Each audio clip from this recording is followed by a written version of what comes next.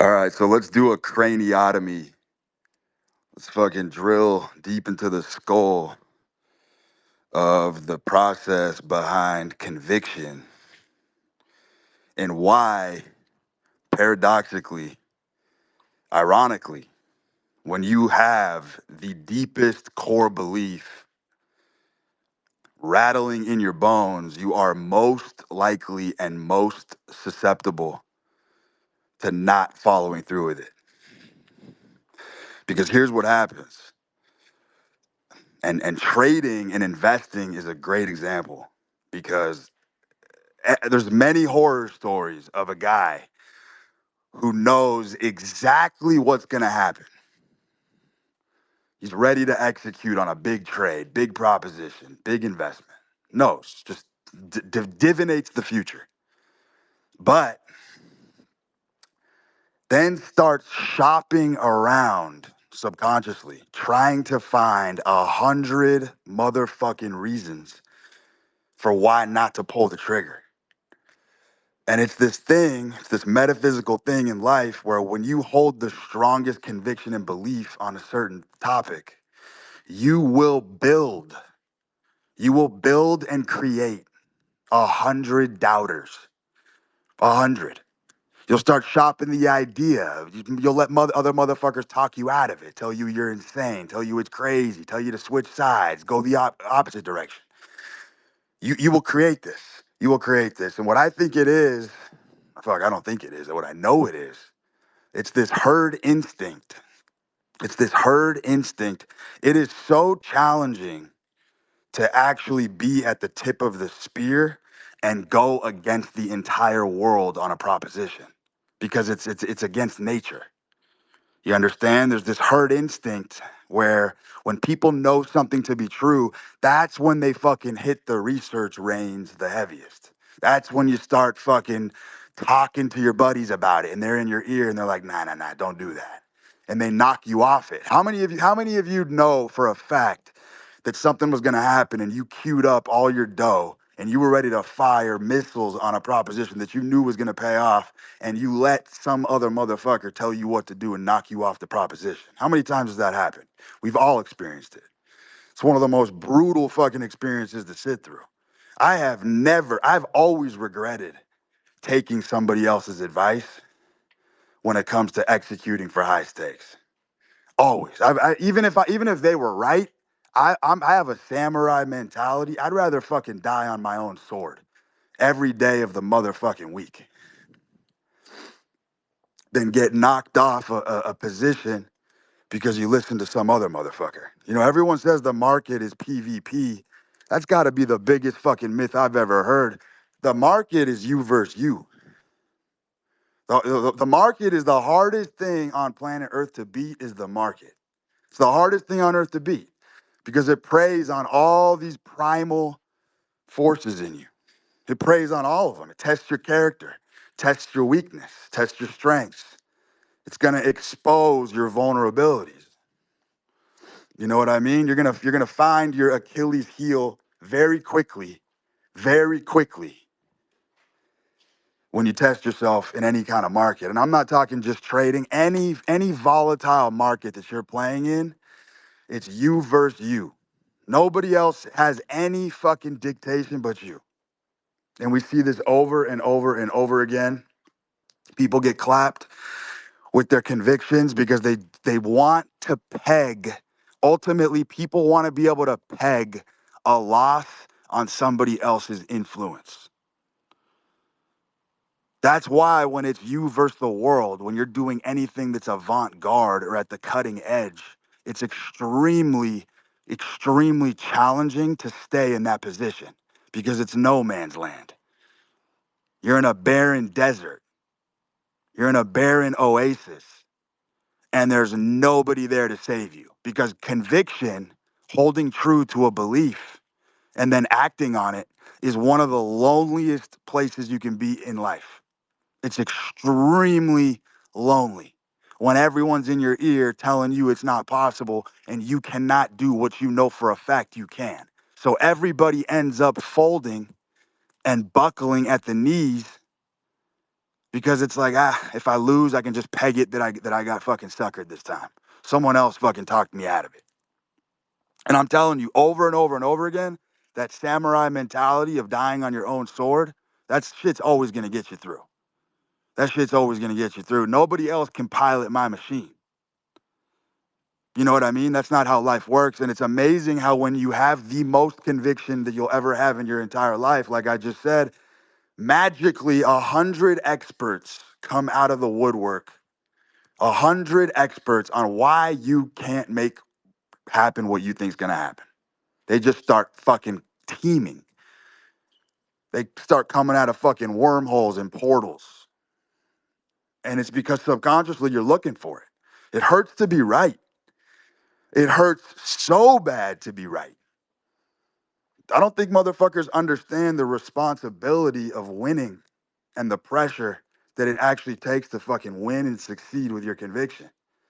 It's lonely. It's gruesome. It's brutal. It's brutal. And that's why very few make the sojourn through it and come out the other side.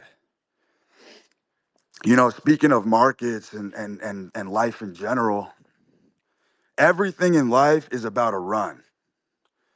Life is all about a series and sequences of runs. You go on a run. Sometimes you have a bad run, sometimes you have a good run. But one thing that I have seen over and over and over again as a truism on any run that shocked the world or any run that put someone in a higher position than they were previously in is that you don't need very much at all to create that first little whirlwind. Every fucking trader's dream, every fucking business owner's dream is to go and start the fucking run with millions of dollars in capital and backing and tons of fucking support. Let me tell you something. The biggest runs in fucking world history, including Facebook, including fucking Tesla, including all of it, it was a degenerate mentality. It was a degen fucking series of bets that fucking hit. And they all parlayed into success. The biggest runs that you will ever find start from practically fucking nothing. And then someone basically just surfs the tsunami all the way to the fucking top. Gambling's a great example. You know, I've started runs with 5 mil. They just don't seem to go as well than when I start with way less. I could start with 90% less and spin it up and whip it up into 7 figures easily. But when you start with the big sums, for some reason, there's a psychological force that preys on you in the human experience where you get shook. You get shaken up. You feel like the stakes are too high. So you start to doubt yourself. The fears start to creep in. You start making stupid moves out of fear. But when you start with nothing, it's incredible. You're like, fuck, you're running through the Aztec ruins as they're crumbling. And as long as you just keep stepping, you can just keep stepping higher and higher across the fucking stones. It's insane. Biggest runs of my life started with like 10K. Bang, bang, bang, bang, bang, just slamming, punching with 10K. 7 figures in a day, 7 figures in 48 hours. Anytime I started with the massive pots, the huge fucking backing, the army behind me, didn't go so hot. And almost any motherfucker will tell you this is true, who's played the game for real. It don't take very much. And you can, this cross translates flawlessly. This translates to dating. It translates to any fucking market that's volatile. You know what I mean? All you motherfuckers think you need to stack up on winning traits, be sculpted like a Greek statue, have all these winning attributes loaded in the bank before you can go out and take a swing. It's not how it works. You can start taking the swing right now with practically nothing and go on a run. And as long as you can capture that whirlwind and that fury and ride that momentum, you can go on some of the most glorious runs and rides of your entire life, like I just said, starting with fucking crumbs. Because you punch different. You understand? You punch different when you're down. You punch different. You got nothing to lose. There's no fear. So there's the subconscious doesn't block you. It doesn't barricade you in. It doesn't garrison you in a way where when you're starting out any kind of run in life with like a massive amount of attributes stacked up on one side of the equation, you start to just kind of sabotage it.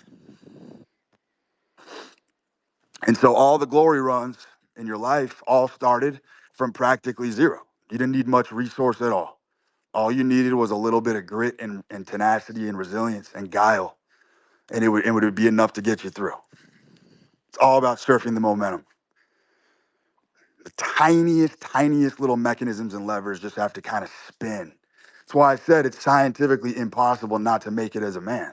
You take the tiniest action, the grandfather clock starts fucking ticking, bang, bang, you're on the saddle, and all of a sudden, fucking the seas are parting like you're fucking Moses. Over and over again, this is how it works. This is real magic. This is how the impossible becomes possible.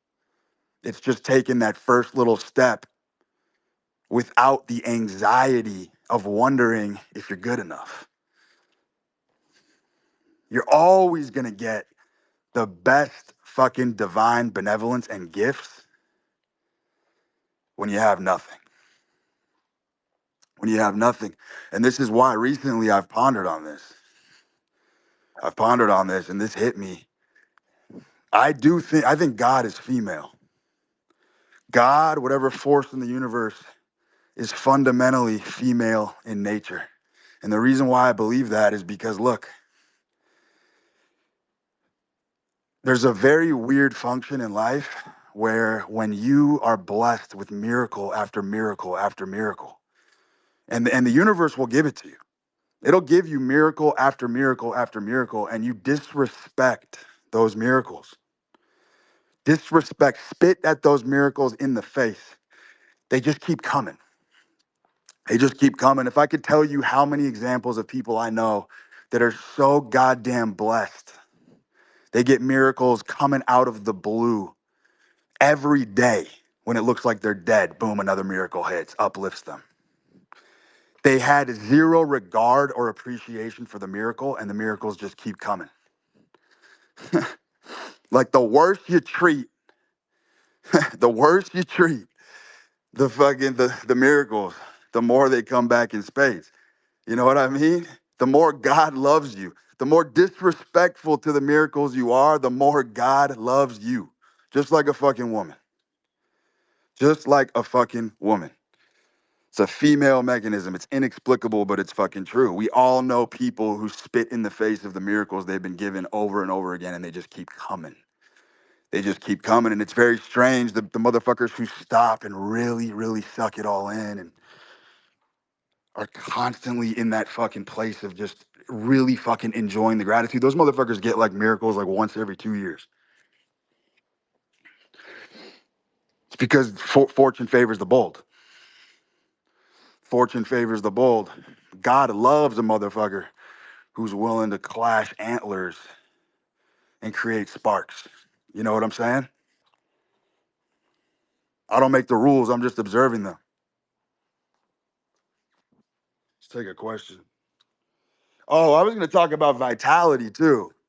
About how vitality, a lot of people have confused the two and conflated the two terms. Here's the deal. Vitality is the bigger umbrella. You understand? You can stuff and shove a lot more elements of life under the umbrella of vitality than you can health. Health is the weaker force for sure. And vitality, ironically, is obviously a spiritual thing, right? It's coming from within the spirit. That's why health, to a large degree, a lot of things in the health game have been misappropriated.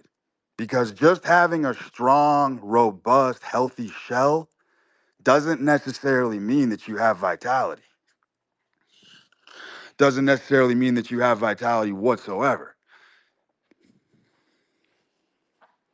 You can have a motherfucker with a nuked shell, right? Like a John McAfee type, fucking Kerouac, Hunter S. Thompson.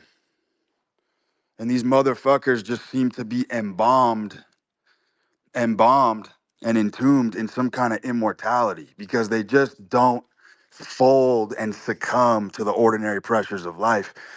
I think that's actually should be the classic definition of vitality. Vitality is about max exposure to life, right? It's a very, very offensive way to play the game.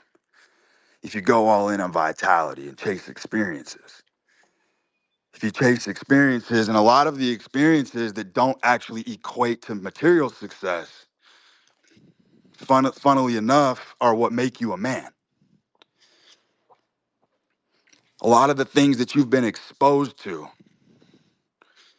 you know, the horrors, the euphorias, all those elements of life, those things actually do kind of crystallize that aura that you're looking for.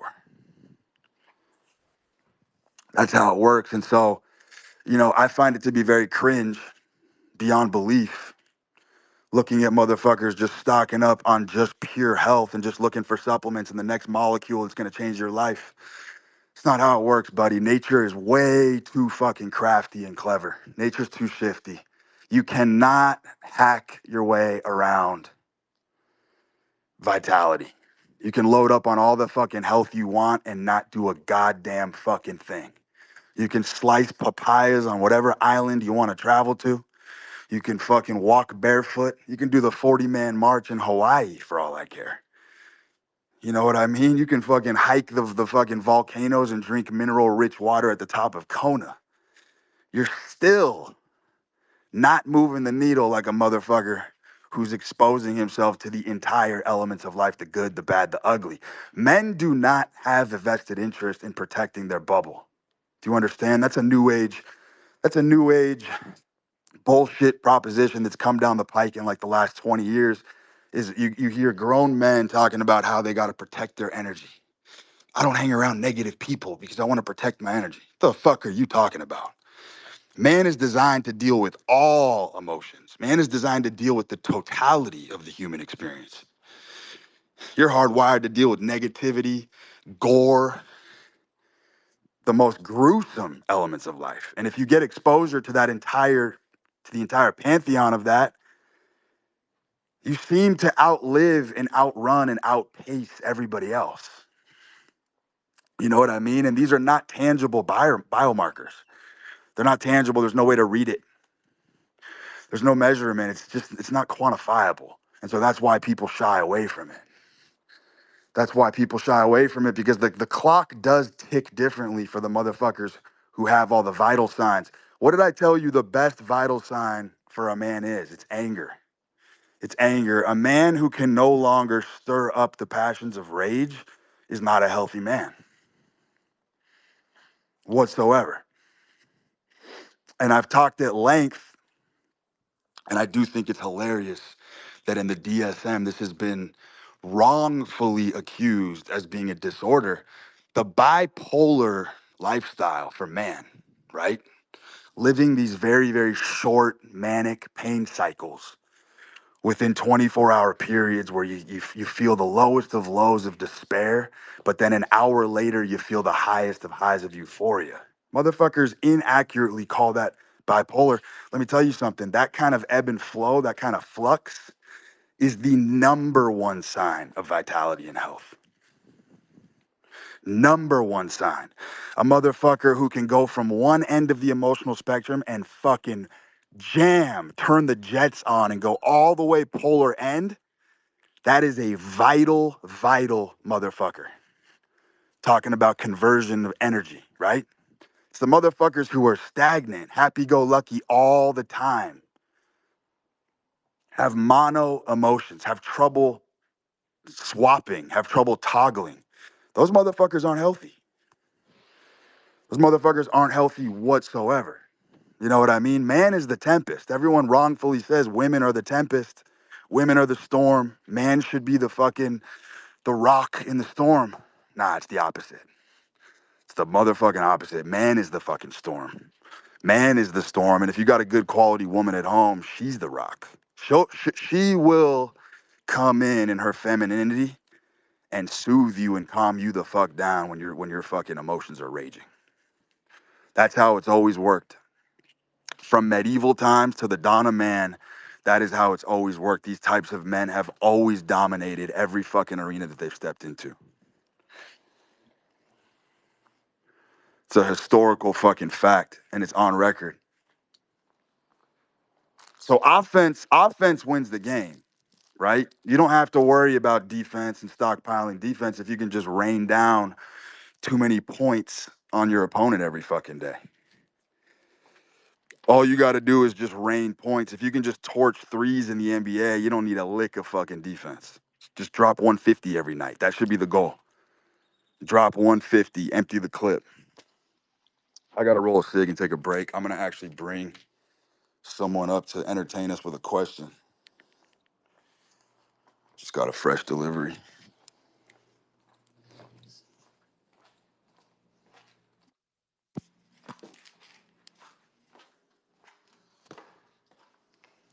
Yo, Juan, what's up?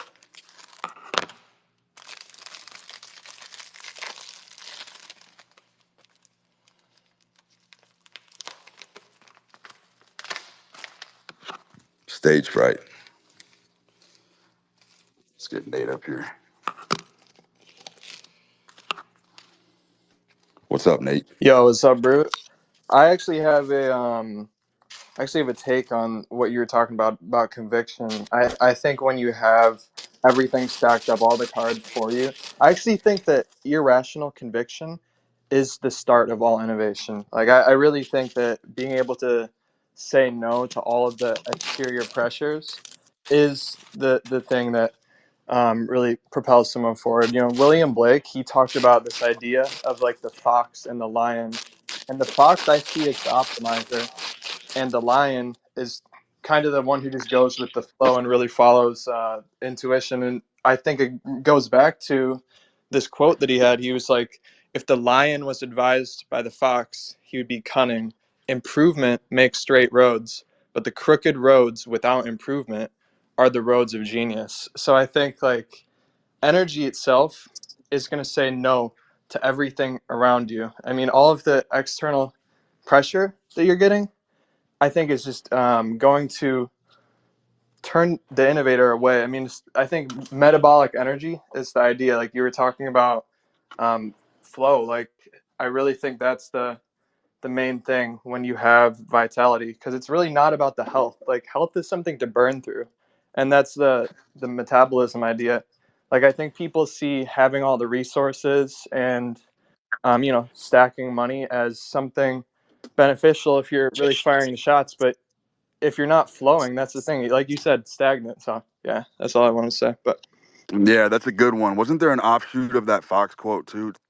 Something to the effect of foxes have to fend for themselves, but God provides for the lion. yeah, exactly that. He said, if the fox provides for himself, God provides for the lion. Yeah, that's hard as fuck, and that's actually another truism. See, the thing is too is like when you look at these predator animals, these apex predators, which obviously humans are, you get it's really it becomes very clear that even issues like sleep are problems of flow. Anyone who comes to me with a sleep problem, which I've had a lot of dudes in my DMs asking me how they could sleep better, I'm like, brother, you don't understand. If you have sleep problems, it's because you're living like prey. There is some element of your life that you are powerless over, whether it's you living with a girlfriend that you can't stand, whether it's you having a boss that you hate. There is some element of your life where you are living your life in a way where you are powerless and you have learned helplessness. And that's why that adage, sleeping with one eye open, predators don't got to do that. You know what I'm saying? Predators fall asleep like motherfucking babies. Humans are no different. If you're living your life in the power position and you are the one calling all the shots, you sleep like a goddamn baby. I once said that the greatest men of all time, one of the greatest indicators you can use to measure the quality of a man is how fast he falls asleep at night. That is an irrefutable method. Great quality men fall asleep within fucking minutes of putting their head down on the pillow. And people who live like prey and have that spiritual torment of not living the life that they should be living have a very, very difficult time falling asleep.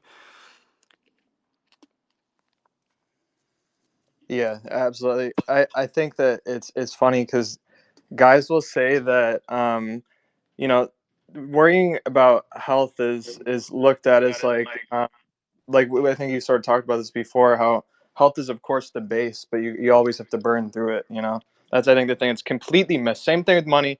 Same thing with resources. Same thing with living in a like high lifestyle. All of it is just a tool. It's not really the end. That's what I think people really mistake. Like I think that this whole thing that you need to make it to a point where you can die without regret and you can have good memories. I think that's a complete nonsensical thinking. I think building a system that can outrun you is the thing. I think it's a metabolic thing. It's really the idea of flow is the thing that outlives you. It's not about the things that are directly accomplished, I think. But Exactly, bro. So here's the thing, right? There's a one of the most interesting billionaires out there is the dude who created Red Bull. This motherfucker's a fascinating guy. But anyway, the guy who created Red Bull basically did whatever the fuck he wanted. He took his ethos, he took his entire life's philosophy, and he put it in a wrapper. And he wrapped it and packaged it in this thing called Red Bull. And he did things on his fucking terms the entire step of the way. And basically, what he did is he built an apparatus. I want to say he was paying himself out like 800 million a year and doing whatever the fuck he wanted to do. The guy was a fucking beast. But my point is that the only billionaire is the feat of all feats in life. And the reason why it is because the only way to become a billionaire is by not chasing the money. It's by following your nature with reckless abandonment. It is impossible to become a billionaire without relentlessly and ceaselessly following your nature. Millionaire is completely different. Millionaire is very crowded, millionaire is clogged. I don't give a fuck what anybody says. Millionaire is easy. Millionaire is super easy. All you got to do is sell your soul. You can play somebody else's game. You can sacrifice your soul. You can make a Faustian bargain and you'll become a millionaire pretty quickly, pretty fucking quickly. And that's just how it works. And so the millionaire path is you can just get that going against the grain of your nature till kingdom come.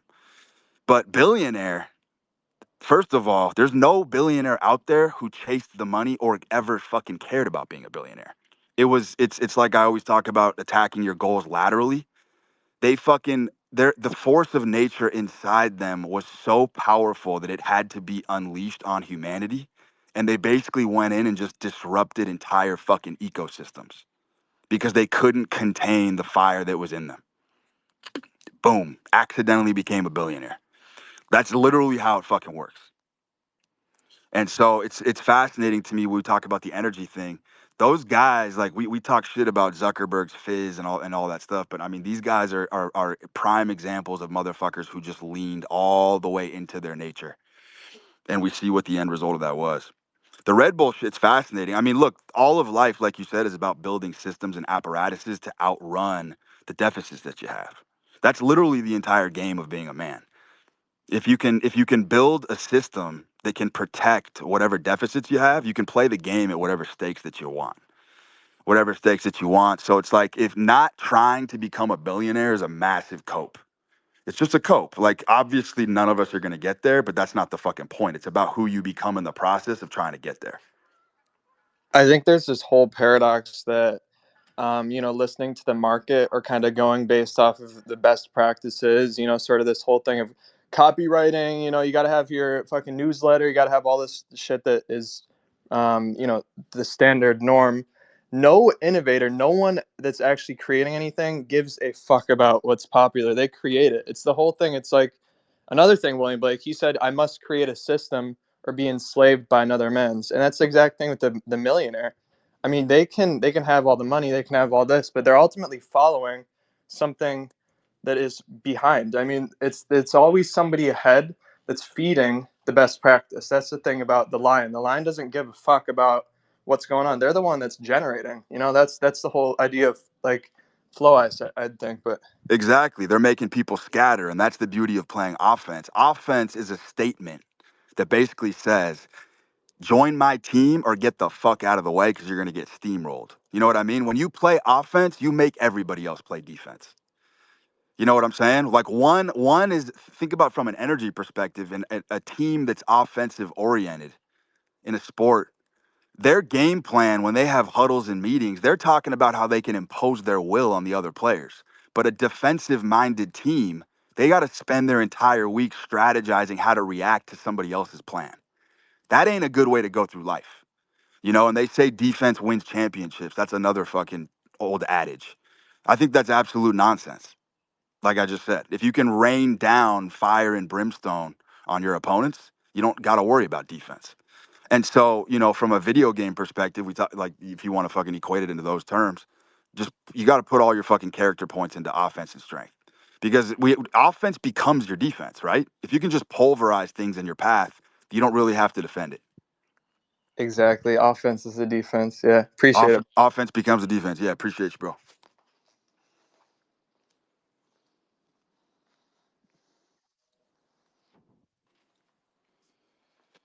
Indefatigable. Yo,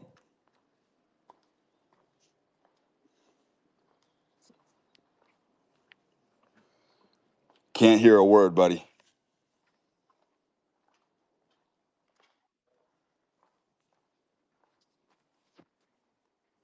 John Marchetti. Hey, what's up, Brew? Can you hear me? Yep. Hey, Brew. So, I just Yo, realized you're pretty pretty muffled muffled though, though, man. man. I can hear me All echo. right, how about now? Can you hear me? Way better. Perfect, Brew. So, I just recently took like a gut wrenching shot, like real skin in the game, like literally, like ego, everything on the line, like literally money, everything on the line, literally a gut wrenching shot. And, it was a big swing, not gonna lie, but, it didn't go my way. So right now I'm at a point where I'm thinking about like caving in and like thinking of going like the ultra normie path, but I'm trying to figure out if I should like keep going in, or if I should just like lean into becoming like a hyper normie. Yeah, I mean, that's the whole thing, right? Is that every man at some point should take that shot, because then you'll really find out what you're made of, and you'll know if the normie, like, that's my point, is the normie path is always your safety net. It's always that cushion at the bottom of the apartment building where the motherfucker jumps. Like, the fire department will catch you at the bottom. You know what I'm saying? And so those normie pre-scripted, prefabbed paths, they exist for these purposes. It's for the motherfuckers who don't have the resiliency and the grit to continue marching forward. 100%. You always have that fallback option. That's why it makes zero sense never to try. Makes zero sense never to fucking fire the shot. Because yeah, if worst case scenario, you do just go back into hypernormie land. Ain't really a bad place to be. There's plenty of hypernormies out there. They get a bad rap, but they're living life pretty decently. They got a solid income, they got families, they got kids, they got a beautiful wife. They're doing just fine. But some of us, that's just not enough. For some of us, it's just never enough. Some of us always have to be pushing the boundaries of the human experience. You know what I'm saying? I saw a video of Ronnie Coleman. I mean, that dude, talk about a fall from grace. He's literally crippled. The guy cannot walk from the damage he's done to his tissues and tendons. The rest of his life has been permanently altered and deteriorated. And at what cost?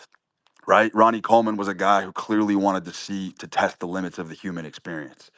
And like most motherfuckers will never understand where that impetus or where that moxie comes from. But to me, that was a spiritual endeavor. To me, that was just a spiritual endeavor. That's why, like, I don't really bash guys like Brian Johnson. I like guys who are willing to push the envelope.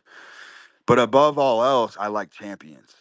I respect a champion. I don't give a fuck what game it is. I respect any champion, a CrossFit champion, any fucking champion I have respect for. And Ronnie Coleman was a champion. So it's difficult for me because most people look at that and they're like, dude, what's the cost? Like, the guy can't walk now. Yeah, but it's like, you know who Ronnie Coleman is, and he'll never know who you are. Of course. So all in all, like bottom line, if you want any chance of becoming a champion, you have to literally take gut wrenching shots. Like it's the only way to get there. That's the ultimate bottom line, right? It's the ultimate bottom line, but it's most people cannot fathom the kind of resolve and conviction that you truly have to have. I mean, if I told you how many times I've been sidelined out of the game because I took fucking stupid shots, it's literally staggering. I mean, I should have been out of the game fucking 20 years ago. And the only reason why I'm still in it is because I just don't quit. There's just zero quit in my heart. There's no bitch in my heart. I move forward very quickly and I find the next way forward. And that's what I'm talking about. Is it's everything is about it's so simple. Life is truly so simple, man. It's like you fucking push your shoulder to the grindstone at one thing long enough. It's reality is gonna bend. It just has to. It has to. It has no other choice. You know what I mean? Like you strangle life. You put your hand around its neck and you strangle its jugular. Eventually, something's gonna pop. Something's gonna pop. You know, I can't tell you how many times I've sat there with a bet that was towering and everyone's in my ear telling me there's no way this shit's gonna hit. And it hits. And it's one of the best feelings in life is when you double down and triple down on something you know to be true and everybody's against you. Everybody's against you. It's that you against the world mentality. Kobe had it. There's a lot of prominent examples of motherfuckers who had that me versus the world mentality. And there's a divine reward system for people who live like this. Because here's the thing: it's almost like there's like a divine slot machine that will give various rewards towards people who have the courage to live and lean into their nature. And it's incredible. It goes back to what I talked about in the beginning about the miracles. The people who slap the miracles in the face and disrespect them get the most miracles. It's how it works, and it's how it will always work. Because courage is the thing. Courage is the thing that makes a man. At the end of the day, at the end of the day, that's all you have as a man is just your courage. It's just your fucking courage because it goes back to homeostasis. The human body doesn't want to build muscle. The human body doesn't want to do very much. It just wants to survive. So being able to sustain living on the edge of that and going way beyond the confines of your own biology is an impressive feat. It's an impressive feat. For all intents and purposes, I've been in a fatigued, quasi-fatigued state for 20 years. The way I've trained, the way I've pushed my body, the way I've pushed my mind, my financial strategies have put me in various straitjacket positions that I had to fucking find a way to cleave my way out of. And so, but why do I have more energy than the average fucking 18-year-old? I'm 36. I'm running circles around these motherfuckers. You could wake me up at 2 a.m., I'll still snatch 300 pounds. I got an infinite fucking Promethean will that just doesn't go away. It's like no matter what I do, it's like that game where you take a mallet and you fucking bash the gophers over the head, whack-a-mole. It's like as many times as I've tried to stand in my own way, the way forward has always presented itself. It's like some motherfuckers you just can't self-sabotage no matter what you do. You're just always winning. You're always winning. Even when you're losing, you're winning because there's always a way forward. You know what I mean? Like I'm in a fuck ton of debt. And one thing I will tell you is it's one of the worst positions to be in his life. You cannot be a free man if you're in debt. It's that simple. It's that simple. It puts you in a spiritual stranglehold. There's no way to deal with it except to fucking get it taken care of. And the spiritual journey of me working my way through debt has been absolutely incredible. I've learned more insights about the human experience just carrying that fucking load on my shoulders than probably any other adventure that I've ever embarked on. And I'm close. Like once I fucking knock this out of the park, which I'm going to, I just know that alleviation is going to be immense. It's going to be immense. And I still do to this day, I believe the success of a man is proportionate to how much debt he can handle.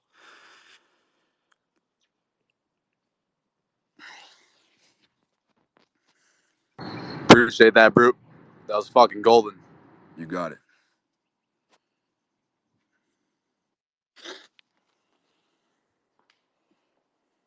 Yo, you. Yo, Yo, yo. I wanted to ask you just to tie in with everything you were Yeah. saying earlier. When you were talking about people leaning into their edge, because you guys were talking about lions and foxes, there's obviously a ton of different archetypes: foxes, weasels, snakes, eagles. I'm wondering, in your opinion, if someone is like very defensive, they're analytical, they like to look at what's going to go wrong, should they try to fix that or lean into that edge? Say they work in like research and they find all the things that could go wrong and they sell that to like sports books or insurance companies, or do you think it's better for them to try to resolve that dilemma? Mm-mm. It's never better to resolve any kind of personal dilemma. That's my whole fucking ethos is like the more you try to go in and tinker with your nature, the more everything goes haywire. It's like an electrical fence. You're guaranteed to get shocked. And the thing is like those types are very instrumental to holding up the entire fucking ecosystem. The world would spin off its axis if 0.01% of the population was more like me. You know what I mean? So like I joined forces with those guys. I love the analytical nerd motherfuckers. Those are my favorite people to work with because it's yin and yang. They're the exact opposite of me. They're organized, they plan, they have a fucking script. They're script maxers. And I love those motherfuckers because they can also see around corners that I can't see and also bring guidance. So I think they're synergistic, and I think those types need to pair up with the more brawn centered motherfuckers. You know what I'm saying? The guys who are more focused on brawn than brains. Um, I think those guys pair up extremely fucking well. So everything's about forging coalitions, man. Everything's about that detente and having that fucking alliances and shit with these types because they pair very well together. That's the beauty of the archetypes, right? It's like if you assemble the right team, you can fucking do anything.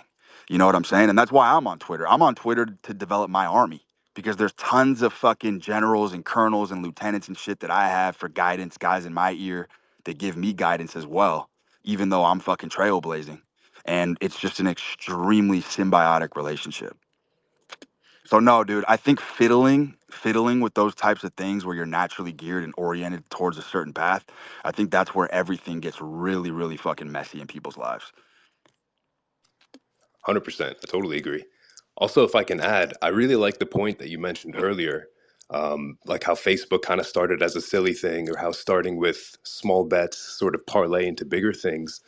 I take it that you're not someone that has very methodical, like grand plans. It seems more so any success you've had thus far has kind of just been present moment, maximizing that opportunity, as opposed to like some methodical grand plan you bring into fruition. Exactly. Exactly. Dude, that's the craziest thing is like everyone looks at these technical analytical guys, but everyone who made it to the very end of the game literally degened their way there. There's no other way to do it. You know what I mean? It's like I said before, how you can YOLO your way out of anything. You can't intellectualize your way out of jack shit. You can't intellectualize your way out of a paper bag. But you can YOLO your way forward through fucking anything. And that's what all these guys did. And then everyone looks back and they craft some very fucking they craft a methodical story that makes it look like it was pre-scripted, but that's just never how it works. You know, it's like everyone just whipped up a little bit of fury, and that fury just kind of catapulted them all the way to the very end. And on runs, like there's many times you'll climb and you'll go back to zero. That happens many times. But it's like the guys who just gear up and go back for the slaughter, those are the guys that win in the end. And that's why like I'm in one of the toughest games to beat in human existence. I'm in one of the most difficult fucking games to beat. Because like I said earlier, like beating any market is the most challenging thing you can do because it's you versus you. And your character gets tested. You know, like many times I've seen an opportunity 24 hours ahead. I'm like, if I just fucking throw the house on this one proposition, I'm rich as fuck. But I couldn't sit on my hands and I got silly and I got stupid and I got rambunctious prior to the play and I burned everything before I could even get there. So I do think sometimes, and in types like myself, this is my weakness. Sometimes I gotta sit on my phalanges. You know what I mean? I gotta let my fingers go numb and sit on my hands sometimes and wait for the best opportunities to fire. Cause I'm a guy who can just shake shit up in the meantime. And then you go through a destruction cycle. So I think it's very, very fucking important to be able to, when you're taking those huge shots, sometimes to just learn how to sit on your hands and let the fucking opportunity, because the strangest thing about the market, right? Crypto, doesn't matter what you're betting on, is it has to come to you. You can in any other domain, you can force a sale, you can push product all fucking day, you can force reality to bend to its will, but you have no power over the market. You have no power over the market, and that's why people have such struggle being successful in life, is because to get the money to plug into a market where you're going to do extremely well and make a lot of money, you got to be alpha as fuck, right? You got to be super alpha, you got to be super aggressive to build a funnel where you're generating capital. But then once you get the capital, the paradox of life is you got to be beta. You got to be beta as fuck to keep it. You got to do the exact opposite of the aggression that created the capital. You got to do the exact opposite when it comes to maintaining and growing it. And it's very difficult to flip that switch. Very difficult to flip that switch. And so that's why 99% of people go bust, though. That's why crypto is a self-correcting mechanism, right? Many crypto millionaires will be minted this year, but that money will find a way to go back into the hands that it belongs. These people will find a subconscious way to deliver that money back where it came from. That's how every market works. It's all self-correcting. And when I say it's self-correcting, what I mean is it's a testament to your own character. It's a testament to your own character. How you got it, how you keep it, what your mannerisms are, your aura, all that shit factors in to where that money is going to end up going. It seems like the skill set to acquire is a very different skill set than to amplify it. To get it is a different skill set than it is to keep it. And I mean, I've had that problem myself as well. Just kind of hard to flip that switch. It's the hardest thing in life for a man. It's the hardest thing in life because you got to literally fucking switch those gears and go the complete fucking opposite direction. Super difficult. That's why they say your own worst enemy. That's what they're talking about. It's what they're talking about. It's that very thing. It's that very thing that makes you successful that also is the double-edged blade that fucking stabs you and tears you down. And so, I mean, look, there is another method away from that. Like if you're a guy who just really can't figure out how to go beta and how to go numb and how to go dead once you get a bag, like you can just keep running that fucking full court press offense. You can just keep fucking doing that too. And that does create a feedback loop of vitality as well, right? Like hunting for capital, fucking generating products, being on the forefront every day and making money every day is a very offensive strategy, and that keeps people young. That does restore youth. Shit like that restores youth. It's like these guys that are fucking eating steak and eggs and supplements and shit, they're not making money every day. So they don't have the fucking vitality. You know, they got the necrosis. They look healthy. If you go to a doctor, they'll tell you that your blood panels are elite. They got all that fucking stored in the bank. But again, it's like, do you want to be a healthy nobody or do you want to be a vital somebody? Choice is up to you. Good stuff, man. I appreciate you. Yep.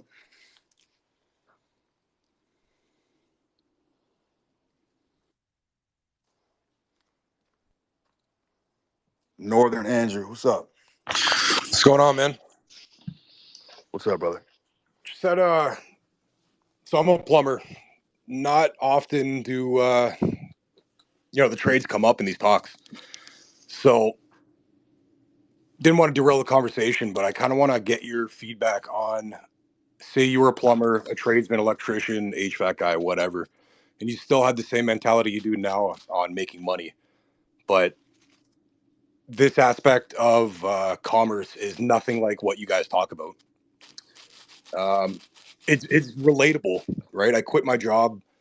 Worked full time for a company, quit my job, and in 3 months I pulled in six figures. Right in 3 months, just going balls out, not knowing, there's zero fucking plan, no idea what I was doing, other than the fact that I had the skills that I built up over a decade working with my hands, being a plumber and shit. So I personally would like to hear a lot more, talk of like the trades. It's not really betting, but yeah, just your opinion on that. I mean, I think from a vital perspective, like working with your hands, that kind of craftsmanship shit, like I respect the fuck out of it. My dad was a carpenter. My dad was an incredible fucking carpenter, and fucking deep into old age and shit was still fucking framing and building houses and shit. So, I definitely have like a natural affinity towards it. But I mean, it goes back to the whole thing of like the archetypes, right? There's only a certain attraction. There's only like a certain circle, a whirlpool that you're gonna run into when you have like that kind of hard cap on your income. There's only, and it's not a negative thing. It's just it's difficult. Like, here's the thing: if you don't have a hard cap on your income, there's only very few circles in life where all the money's flowing from.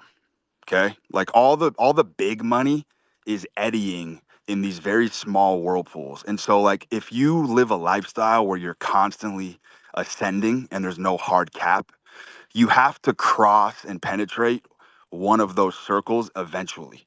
Like, you're gonna pass your mentors, you're gonna pass the people that you look up to when you were younger. I'm kind of in that position now. There's dudes that I used to look up to when I was younger. I'm way past them now.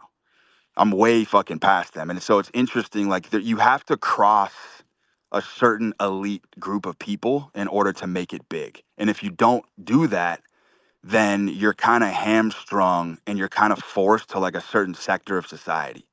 Does that make sense? Yeah, because I mean, like I said, it's similar, but it's also not, right? Like the trades, it's either elite corporatism, massive, massive service companies, the ones you guys hear in Canada, anyways. It's like Reliance and Enercare, where they're like multi-billion-dollar companies. Um, but as a single business owner of a trades, like I already surpassed my mentor, which was a plumber of 20 years, because I have business drive. When he had, like, this guy's autistic when it comes to plumbing. He'll see something that I couldn't even fucking fathom that was there. Right? He can fix something with just unbelievable autistic like nature when it comes to like working with his hands. But I surpassed him in 3 months business wise. So I totally get that eventually you will be moving into different states of business, right? Like I didn't start a plumbing company to be a plumber till I'm 60, where I have no knees, cartilage, that's all gone. I'm in the empire building business. So, but it'll always be around trades because no matter what, that is my, like you said, is part of the archetype that's in That's me, right? I have to be using my fucking hands always. That's exactly what I'm talking about. So it's like you got to figure out if you're a businessman or more of a cowboy. See, I'm not a businessman. I never will be. It's not in my nature. I'm not a businessman. I'm not like a fucking guy who's gonna go out and raise capital and build fucking casinos in Nevada. I'm more of a cowboy. I'm a fucking deal maker. So like I would struggle to slog away and sit there and build a robust business, which is ironic because one of the only aspects of my life that I've really been able to nurture and nurse has been my Twitter account. It's like the one staple that I've had where I've really nurtured it. Everything else, I'm very free flowing in flux and I'm very reckless with. But with my account, I've sort of nurtured it in a way where it's sort of like a stable business to a degree, which has just kind of been interesting to me. And that was just kind of took a natural course of its own. But I'm not a businessman. So, like, for me, I know that any business opportunity that I could have where I could actually build a fucking gigantic fucking empire and crystallize in the real world, not going to happen because I'm not interested in it. I'd rather cowboy my way through life. You know what I'm saying? And there's a lot of solo elements to that. There's a lot of solo elements to that. If you have a keen eye, you've seen that I haven't really needed alliances and factions to get to where I'm at on Twitter, right? I don't need to do shows with other motherfuckers. I don't need to collaborate. Any collaborations that I've done by choice. I don't need to circle jerk. I don't need to like for like. I don't need to retweet for retweet. I've cowboyed my way to basically 100K. And I've done it my way, and I will continue to do it my way. There's a lot of guys on here you see they run in these little cliques and circles and shit. That ain't my style. That ain't my style. And so it's like you just got to figure out who the fuck you really are and lean into that shit. No, 100%. I mean, yeah, no, it would be tough doing things by yourself in a trades aspect, right? I mean, you have to have people financing and this and that, but I'm not a businessman either, but I have I call it business drive because it's be able to like making deals, right? I'm covered in tattoos. I have a fucking giant beard. I got super long hair. I don't belong in boardrooms. I don't belong in these fucking corporate places, right? So when I end up making a deal with a large contractor for a massive amount of fucking contracts, it's usually over email. They don't see me. They're talking to me, and that's it. Yep. So that's what I mean about it's like in the empire building business. I don't want to be at the forefront. There's absolutely no reason to be. There's too much pressure. It's not even worth being. It's like a celebrity. People think celebrities are absolute fucking gems and the stars. They fucking hate themselves because they're constantly under fire, always in the forefront. But the people 100%. making the real money are the ones managing them, 100%. 100%. right? It's like the Kardashians. I mean, the Kardashians were groomed from an early age. They had the management talent behind them from a very fucking early age. That entire fucking thing was pre-scripted. Kardashians ain't had their own opinion circling in their head since they were fucking 4 years old, right? They've been spouting everything from their talent team and their managerial systems from day one.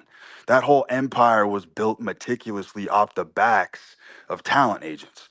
And there's a lot of people who go that road where they're just like, you think they're free, they're fucking billionaires, but they're more golden handcuffed than any motherfucker walking. Yeah, exactly, man. I really appreciate it. If suggestion, try to incorporate the trades somehow. You know what I mean? Like if you're knowledgeable in it at all, like I think I respect however you're making money as long as you're not hurting anybody. You know, moral standards and whatnot. Yeah, maybe if little research on the trades and see if there's something you're interested in. But Appreciate you. thanks, man. Appreciate you, brother.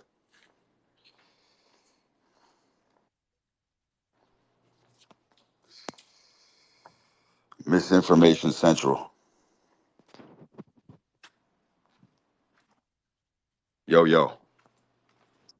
And I feel like you're getting at like all the same point with like the vitality or health or like the offense defense. And I feel like it gets down to like the fundamental thing, right? And so like the way I like to look at it is right, the human is designed in like two different ways, right? So you got your like high vibrational and your low vibrational, right? And the low vibrational is like the physical shit, right? So like money, your genetics, shit tying you down in the world. And your high vibrational is like your true nature, like your intuition, like what you really want to do. And so when you double down on that high vibrational shit, it like spikes the vibration up, right? And I feel like when you double down hard enough, it like spikes that lower vibrational. And like this only happens in the no man's land where you feel like you're down on everything. And it makes that Mobius strip where you make those quantum leaps and you get to where you want to fucking be. Exactly. Exactly. Like a lot of my work is designed and focused around skipping a lot of the rigmarole of life. Like there's a way to quantum leap past a lot of bullshit that people get stuck into. That's why I don't believe in going down clogged lanes or clogged paths. You know what I'm saying? Like I'm out here hacking and slashing and paving the way for my fucking predecessors, like my antecedents. These motherfuckers are gonna fucking follow the path that I've hacked for them. And so when you're at the front with that machete and you're hacking through the fucking jungle, you're actually fucking creating a historical landmark. Like people will walk where you walked that no one walked before. And so like that's the whole fucking thing about legacy too.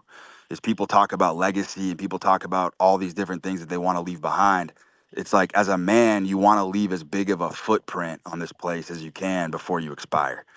And the only way to do that is usually and the crazy thing is those paths that you go down that are a little bit more abstract, those are the paths where everybody remembers you for. It's like it goes back to what I just said about the millionaire is the most common thing in the world. It's the most common thing in the world because you can play somebody else's game to get there.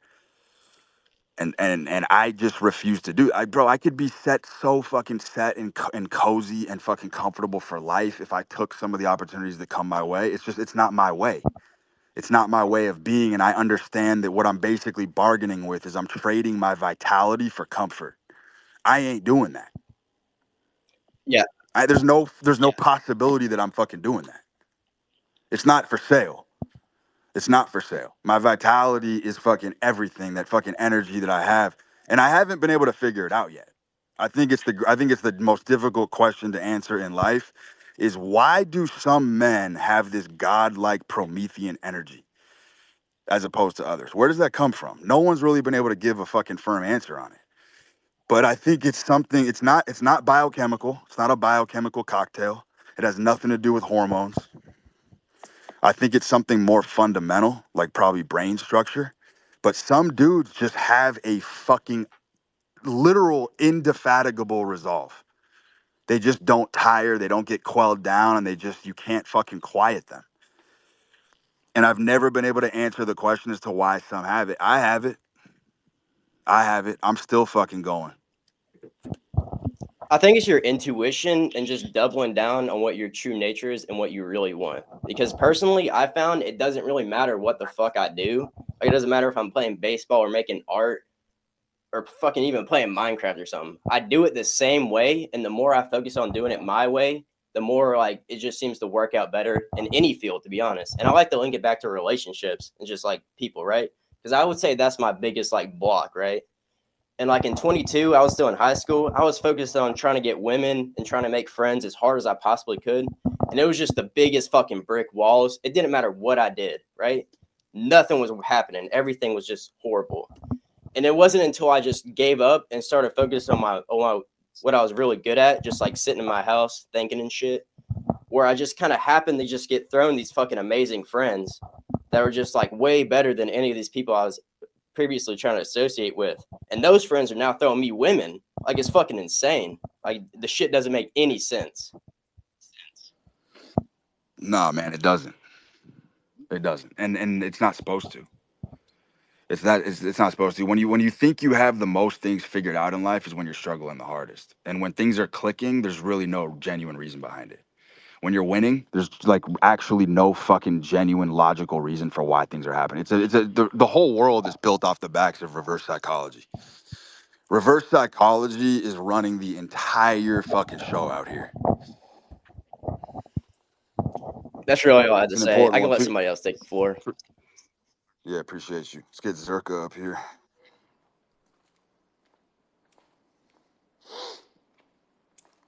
What's up, Zerka?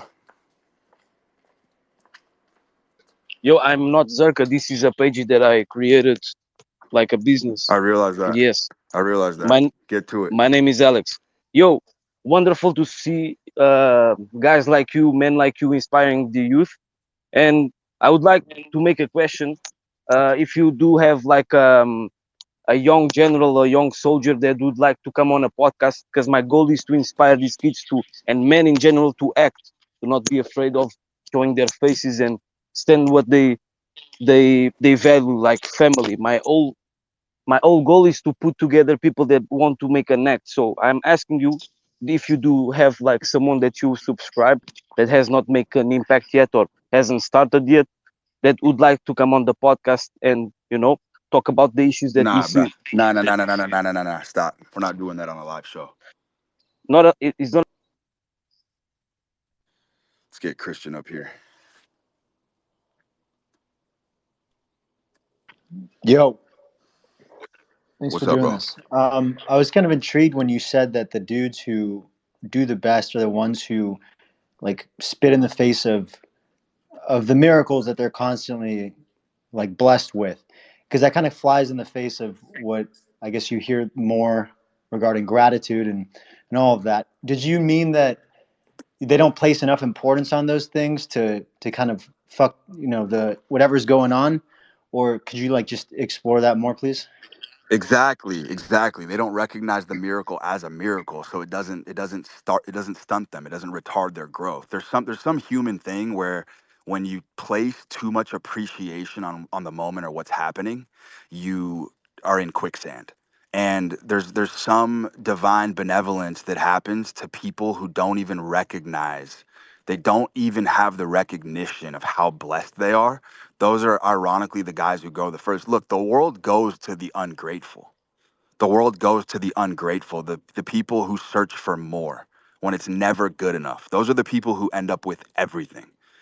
And that's the great paradox of life. And that's where new age wisdom has really put a huge handicap and a ceiling on people is everyone's been taught to fucking embrace the miracles, sit with them, fucking light your candles, knees on the floor, elbows on the bed, fucking pray to the fucking gods that these are going to keep happening. Those motherfuckers don't get anything.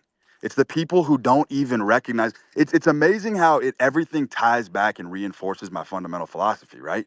This what I'm saying is I've said before that if you recognize your own talent, it immediately evaporates from you. And so it's incredible how when you don't place too much emphasis on something, you get more of it. It's the same thing in relationships, right? You place too much emphasis on a woman or too much emphasis on one thing, it always flees from you. Always. But when you're sort of careless and you have that sprezzatura, it's just unbelievable how it just continues to reinforce and give. Life is fundamentally and inherently a giving mechanism. It's giving. It's very giving. It gives every day. There's so much to give. There's so much to plunder from the world every single fucking day. And it'll continue to give as long as you don't place too much emphasis or recognition on it. You know what I'm saying? Because the recognition and emphasis is what stops you in your tracks, is what I'm trying to say. And the universe don't work like that. In the temporal plane of time and space, it rewards movement. It rewards movement. Constant fucking movement. That's how you heal the body. That's how you heal the mind. Look, there's a reason why in trauma centers, cancer patients, people who have critical illnesses or are in critical condition, they have to believe in their own mind that recovery is possible for the recovery to happen. And so, like, there's this emphasis. There's people who recover from the most insane, dilapidated conditions because they just simply believe in their mind that it's possible. And that's kind of what I'm saying in this entire talk, to sum it up in a nutshell, is you have to believe that recovery is possible. First and foremost. First and foremost, you have to treat the mental before you treat the physical. 100%. And so I'm curious then, how do you personally marry that like lack of importance and not pedestalizing anything with intensity and with kind of giving it your all? Well, the intensity is just in the movement itself.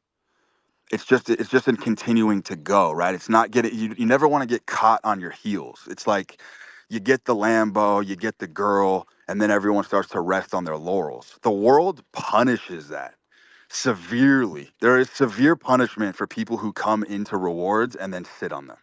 You have to almost be blasé about it. There's like this nonchalance. I would say in man, the number one the number one trait in a man by far is nonchalance. Nonchalance. Just being completely unaffected by the equanimity of a situation and just continuing to move forward regardless. Like the rewards will just continue to come in droves. In droves. So And that's why I always said, man, like a really, really well lived life is very blurry. It's very blurry. You look back on the best times of your life and they're blurry. You can't even, they're not really vivid. You always have vivid memories of the pain, but the golden times are just a fucking flash in the pan. You look back on your life, you never really remember the golden moments I can because they're, really relate to that, like especially over the last year, because like the high when I was writing it, I guess. Not to say that things are awful right now, but it it does seem or feel like a blurry moment that kind of just went by in the blink of an eye. And so I'm also curious, like, is there a workaround here where you can enjoy like the best things in life without pedestalizing them, or like is there in the just being nonchalant at the same time, or is it kind of inevitable that that stuff just gets normalized to you and you shrug your shoulders at it and you just end up wanting more, like, if that makes sense? that's what happens. That's what happens, dude. It's one of the craziest paradoxes of being a man is like the more you embrace and enjoy the moment, the more it slips away from you.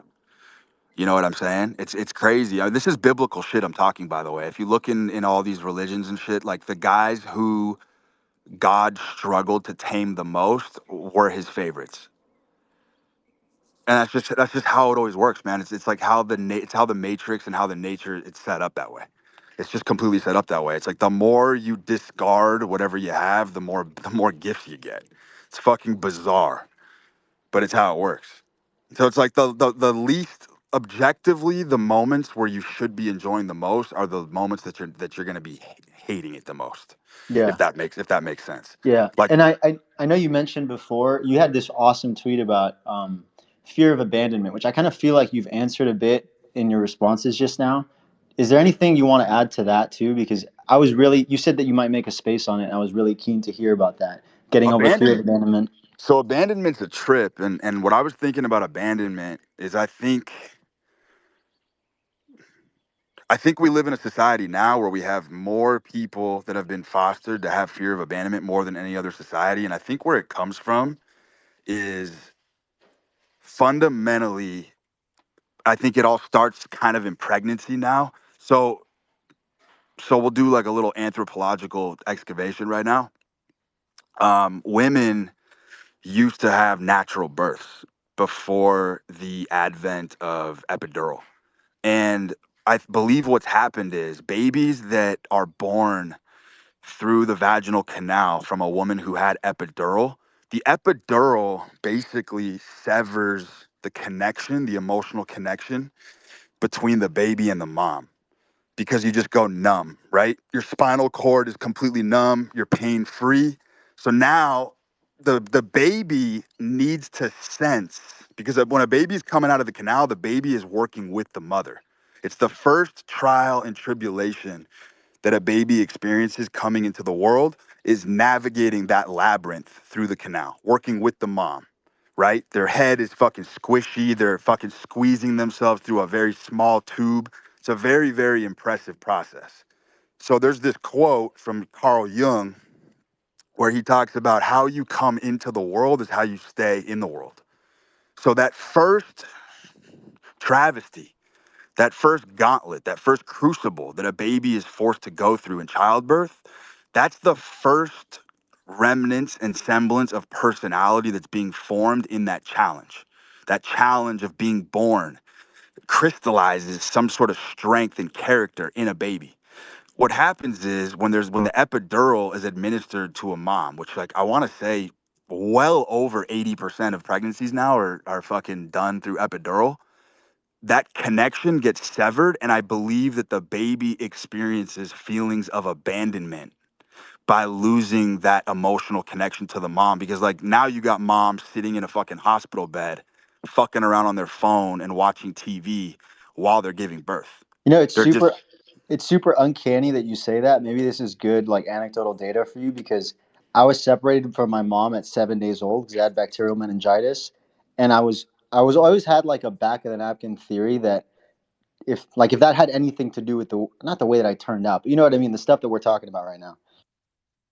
Yeah, bro, 100%. So that like that abandonment now is just a common thing, and I think that it gets deeply, deeply engraved in the psychology of youngsters when they're super young, and it never really goes away. So natural birth is sort of a remedy to that, feeling that care and nurturing and protection during birth, and I think that's what's kind of fostered it. But then obviously there's a lot of socio-cultural issues that go along with it, which I'll talk about later. But I think that's fundamentally why we do have a society where everyone has massive fear of abandonment. It's because during pregnancy they were basically basically abandoned. You know, that's exactly what happened, and so it's just a fucking interesting thing, man. We can go on and on about it. For sure. Thank you.